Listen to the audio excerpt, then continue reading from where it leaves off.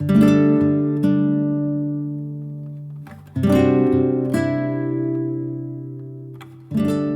to switch up the background a little bit because we're getting some really good mid-afternoon light here in my living room space. So I decided to pop over here and just start this video with y'all in my living room. This video is probably going to be a lot more of a sentimental, emotional one because we are approaching the memorial anniversary of my mom's passing. She passed away on May 10th, the weekend of Mother's Day. It has been about 3 years now since she passed away, which is so crazy to even process because it just feels like it was yesterday. And some days it feels like she isn't gone, and I guess that's just the ebbs and flow of grief and what that looks like. It's definitely been one of the hardest things that I've ever been through and I'm currently going through in my life. And I just wanted to, I guess, be like pretty candid about just my process with grief and what this time of year kind of means to me. And I wanted to think of ways to implement a way that I could express that grief into something. And so I was thinking that I would make a painting dedicated to remembering my mom. And I was looking in my studio. I have this larger canvas that has been blank for almost a year now. And I just looked at that one day as I was trying to think of, ways to memorialize, to remember, and just honor my mom with my art. And that canvas was just speaking to me. So I wanted to make a acrylic canvas piece dedicated towards my mom. As I'm creating the painting and sharing that process with y'all, I think I'll be doing a voiceover, just kind of chatting more candidly about the process of grief and what that's looked like for me and how that's informed my art and who I am as a person. It's still so, it's something I don't mind talking about, and I actually don't mind people like asking me about like just what I've been through, what I'm going through. I guess like the more I talk about it, the more healing it is for me. So in a way, this video is kind of like for myself and just processing like what happened. Like I wanted to create something to really like express my love for her. I guess it's something that's feels very vulnerable for me to share here on YouTube, but she loved my YouTube channel. She like always was like watching these videos, and I think at a certain point it was hard to like keep making videos because it really reminded me so much of her. But I really wanted to make this video and this painting and share with you my process because I felt like in a way she would really love that. I hope that in a way, even though it's a sadder kind of processing video, if you're going through something like this as well, like just knowing that you're not alone and that it's just grief is hard, and finding ways to express it and process it is hard. And so this is something that I wanted to do for myself in processing my grief and creating a art piece to remember her by. So I will be sharing with you the process and just kind of chatting with you about my thoughts. All right, I've taken some time this morning to gather the materials that I'm going to be using for this acrylic painting. We're gonna first start off with the canvas that I'll be using. I'm gonna be using this Artist Loft canvas. It's 12 by 24 inches, so it's pretty sizable. And I have this area on the right side of the table that I have this video tripod standing on right now. It's like a blank wall that I'll be putting this painting up. And yeah, so we have our canvas here. Next set of materials that I have that will be very important for this painting process is my box of acrylic paints. I also have acrylic gouache in here as well that I will be using for this painting. I just love the vibrancy of acrylic gouache, so I'm excited to use that with this. It mixes pretty well with acrylic. It has like a more smoother finish to it than what acrylic is, but it doesn't, I feel like for me personally, I don't see too much of a difference, but I do love using those both together. But I'll show you a couple that I have. Some of the acrylic paints that I'll be using, I got these, I think I got these at Michael's. This was on sale, and I use white quite a bit because it's a great color to mix with to make colors lighter. And so I use this white. It's a titanium white. And then I have more Artist Loft, just, you know, standard acrylic paints. I do like using these work pretty well. I think there are other brands that I like a little more, but these were also on sale, so I'm just going to use what I have. These golden acrylic paints. This brand is definitely more of my favorites for using acrylic paints if we're going with branding, just because I think the quality of it is really good. And so I'm going to be using sort of a mixture of acrylic paints from all different types of brands with this painting. And here we have my Holbein acrylic gouache paints. These are not all of them, these are just a couple that I'm showing as an example, but I'll be also using this for the painting. This one is almost like a full tube because I got this around the Christmas time because they were running a really great sale at Plaza Art, so I picked this one up, and it's called Cosmos Pink. Probably be using some of that in my painting today. These are the paint materials that I will be using for this specific painting. Next, we have some brushes. I got a variety size of brushes, some big ones, some smaller ones, some round brushes. We'll be using these as well as some of my more detail brushes, which will be these, which are my favorite brushes. I got these when I was in Korea a couple years ago, and I have not looked back since. These are my all-time favorite. I use it for watercolor gouache, and I'll also use it for acrylic for like certain detail spots that I want to use, because these are just really great detailed brushes that I love. And finally, the last thing that I have for my list of materials is this easel. So this easel actually belonged to my mom, so it's a bit sentimental and fits well with this video as I'm making a painting dedicated towards her. And so we're gonna be using this. I've used this quite a bit, and it was actually an easel that my mom and I would share because she would take these to her art classes, and then I would borrow it when she wasn't in art class. So this is what we're gonna be using. These are all the materials I have that we'll be using.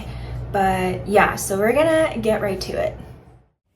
Here I'm starting off with some sketches in my sketchbook for planning out how I want the overall painting to look. And then I got some painter's tape here, and I'm painting the border. I originally painted the entire canvas with a white acrylic paint, and then used the painter's tape to create the edges for the border so that I can paint freely without worrying about having the lines overlap or anything like that. So that is what we're starting with. So this year marks the 2-year anniversary of my mom's passing, and every time I think of it, it's hard for my brain to fully process that actually happened and that we're already in the 2-year marker. And some days it feels like it happened yesterday. Other days it feels like it was years ago. And then other days it feels like she's still here. And it's such a mixed bag of emotions each day. Every day I have some sort of thought of her, whether it be like me making a specific recipe that she taught me and wishing I could send her a picture or send her like a text message, because that was something that we would share a lot. Like, we both loved to cook and share recipes with each other, and it was just such a bonding thing for us. And so I often think of her every day, because every day I am cooking something and making something, and it feels like I can connect with her and feel closer to her when I do that. And especially like me doing art, she was one of my biggest supporters and just biggest encouragers to believe that I could actually do something like this, that she always just believed in my art and encouraged me, and helped me to be where I'm at now. And I would say growing up, I felt like my biggest critic was myself, and just maybe even like the expectations around me of like what was deemed as successful or whatnot. And I would always be so hard on myself and feel so insecure and discouraged about my art. And my mom always spoke to me about that and just encouraged me and believed in me. And so whenever I do art now, it's like an extension of my love for her, because I knew that was something that she really loved about me. And I feel so grateful that I can do art right now and feel that connection to her, because even after she passed away, like I had a period of time where I thought, maybe it would be really hard for me to paint, to do anything art related.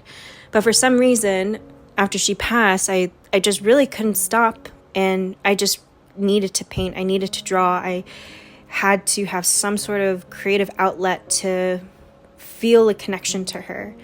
And that's what I've been doing, and it's really helped me to feel so connected to her spirit, and just thinking of her as I'm doing like this right now, where I'm just painting, and every day it just reminds me of her. So I feel really grateful that in a way art has just allowed me to feel connected to her, even though she's not here physically. I feel connected to her spirit through creating art and doing things like this. Past year, I've been reflecting a lot about how important that has become for me. So this year, I'm trying to express that with this canvas painting, and I felt really excited about it because I really wanted to do something to honor her.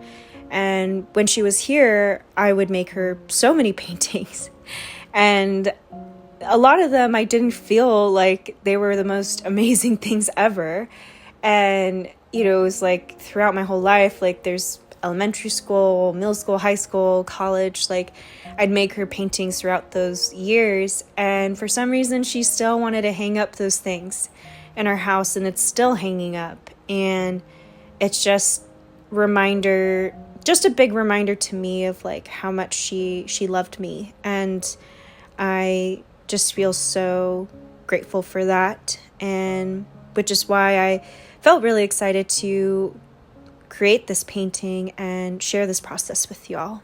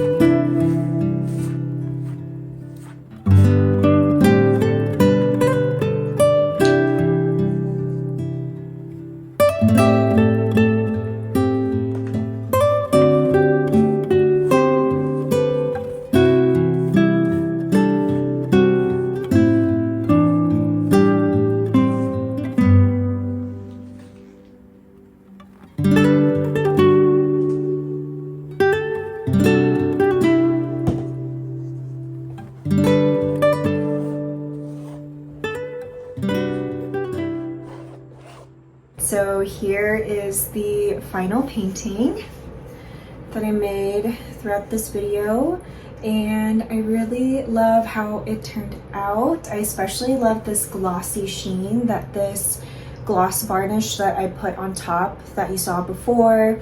It's to seal in all the paint and also to kind of get this like glossy finish, which almost kind of looks oil paint like. I'm not a huge fan of matte. I always like kind of more shine to my paintings, so I really love how it catches the light here on the canvas. And yeah, so this is the final painting. It was really special to make this video and to just share this process with y'all, because I really wanted to do something like create a bigger art piece this year to remember my mom and just to celebrate her life and create a piece that symbolized my relationship with her in some aspect. And so I'm going to share with you just kind of the different things on here that does symbolize that for me. Here we have a cosmos flower.